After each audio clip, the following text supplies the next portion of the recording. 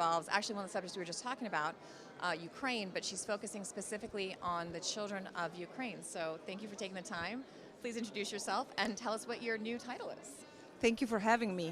Thórdís Gylfadóttir, and I am the Secretary General's Special Envoy within the Council of Europe on the situation of the children of Ukraine. So it has to do with both the children of Ukraine that live in the member states, all around Europe, but also the well-being and situation of the children of Ukraine that live in Ukraine during war.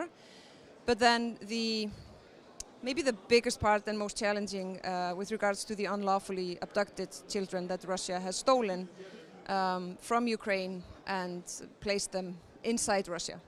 And of course we have a lot of outstanding work being done from NGOs, organizations, institutions inside Ukraine, working on getting them back, and around 1,600 children have been brought back. But Ukraine has a list of 19,500 down to names of Ukrainian children that have been stolen. You think Russia currently has 19,000 stolen Ukrainian children? I think Russia has far more than 19,500 Ukrainian children. What makes you think that? Well, first of all, the Yale Humanitarian Research Lab is tracking Ukrainian children inside Russia, where they have 210 locations inside Russia, where they are tracking 35,000 children. And if we take, temporarily occupied territories in Ukraine, the overall number of children there is 1.6 million. And we do not have a very good overview and knowledge about their well-being, where they are located, how are they going to school? Are they with their families? Yeah. I mean, are they being Russified and so forth?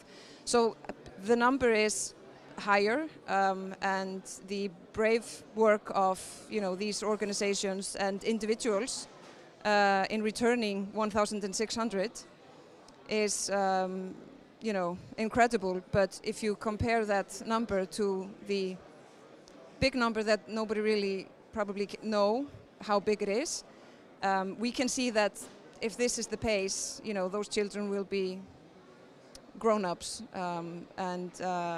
so I think it's extremely important for everyone, every normal human being, to know that this is happening, to know that it's happening in real time, that we have a capacity to track at least part of them, and that it always has to be a crucial part of any talks, negotiations on accountability, everything, that these children will be brought back. And that's why I am very grateful for the First Lady of the United States, where she has, sent letters and talks about this very publicly. The First Lady of Ukraine, this is her main focus as well.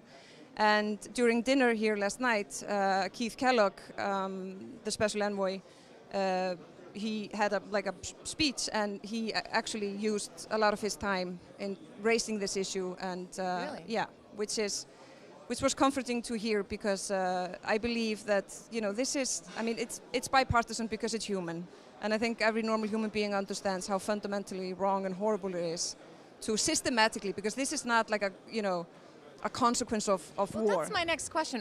Why is this happening? I think Russia would argue that it's not, and we can come back to more specifics on how you say this is happening and you can track these kids. What is the point of this? To what end are they taking these children? How are they taking them? And then how did you get the 1,000 or so back? How did that happen? Well, first of all, it is important to know that this is strategic, systematic, from the top and down, the whole system. This is not something that happens to you because you're in a war. This is very much planned, and of course it is to, it's to make the Ukrainians surrender. What would you be ready to do, when your child is You think it's abducted? just to demoralize? And That's one part. We also know that, some of these children have been adopted. Basically their trace is just gone, and it will be a very difficult job to find them.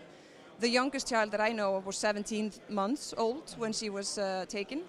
That child's may not remember that she wasn't Russian. That's exactly it. And of course, when time passes, it's a different thing, because I've met some of these children.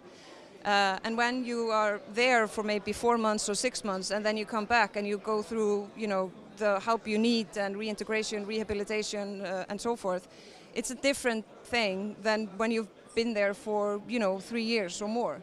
Right, because that can be just as traumatic. If that's Absolutely. your home life and that's what you're used to, even and if many you are of in a them have family been that has brainwashed. stolen you, if you have to come back, right, that's going to be really hard, especially the younger the kid is. Yes.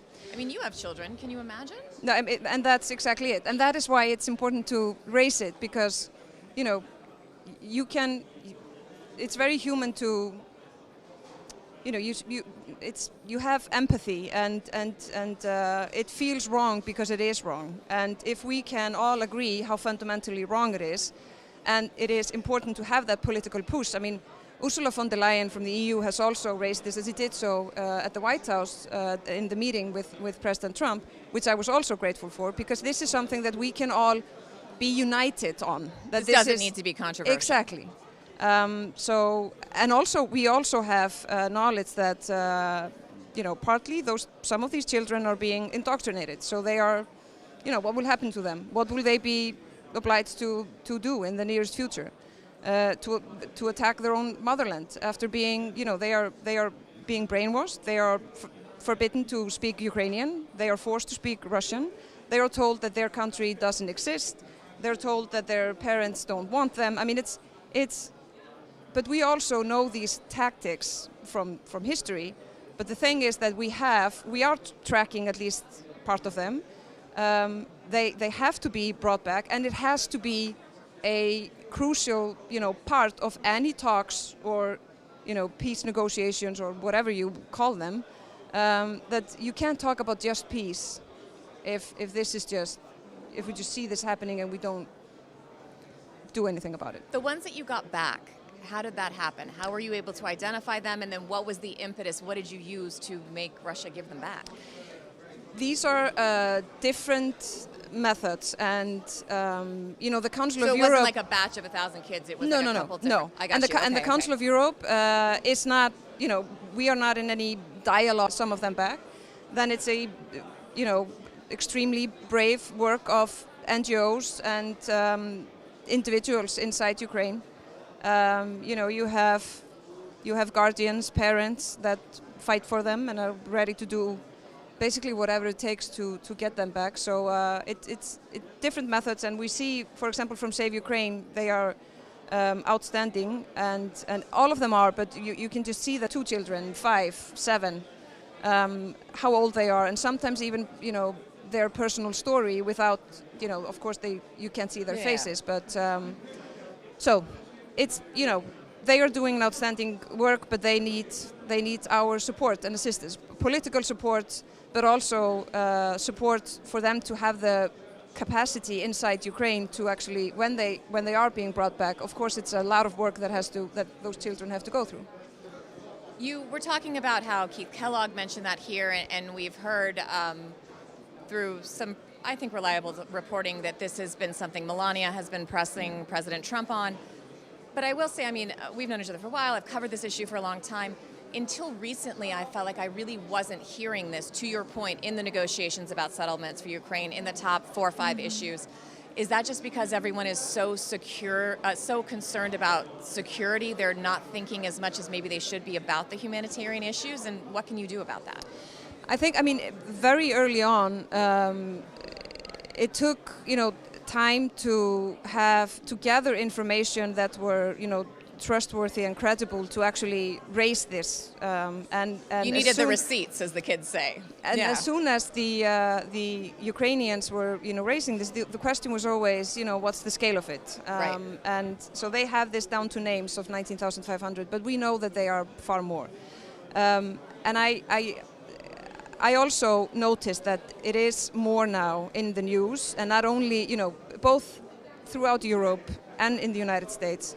And you can probably find in every parliament throughout this continent and the United States, Canada, you have members of parliament that are very passionate and focused on this, that raise this, over and over again, and that is extremely important. And the fact that you see mainstream media and like big media in the United States that are also reporting on this and sharing, which is crucial as well, because again, this is systematic. This is not something that happens to you while you are at war.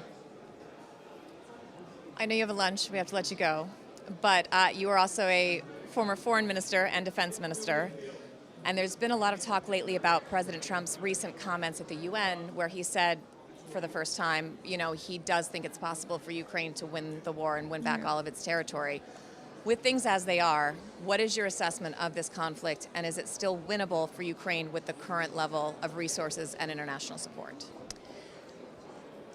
Two answers, because yes, it's absolutely winnable, but for that to happen, we need to support Ukraine more than we're doing now, with all that has to be done. And that means that they need more defense-related support, but also political support to keep up the momentum and a common understanding that this war is not only about Ukraine. It never was, and it won't be. And I think for many, at least Europeans, and hopefully all NATO countries, it has become more clear when you see violations, also clear violations in other in NATO countries. So they can win the war, and we have to be ready to do what it takes, which is, it requires a dialogue with voters within the society. And I think it's important for us to talk about, instead of always talking about, supporting Ukraine and how much it costs and whatever, I mean, the alternative is so much higher cost, and not only in currency, but also possibly in human lives for other countries as well.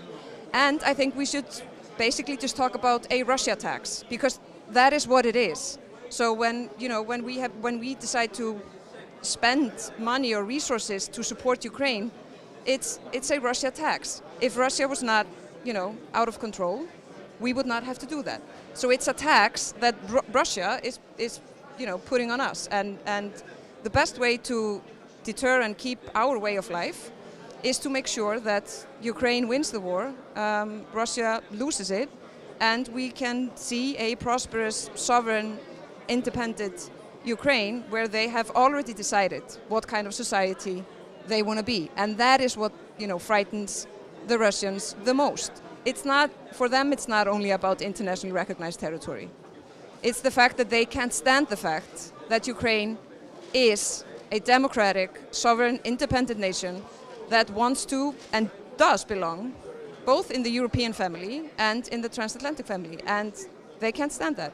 But they have the right to decide for themselves, and they have done so, and they are ready to, literally die for it. So the least we can do is assist them and support them, because they are fighting for us as well. Thank you so much. We really appreciate you, and good luck with your new mission. I know you're fighting very hard, so thank you. Thank you very much. Thank you.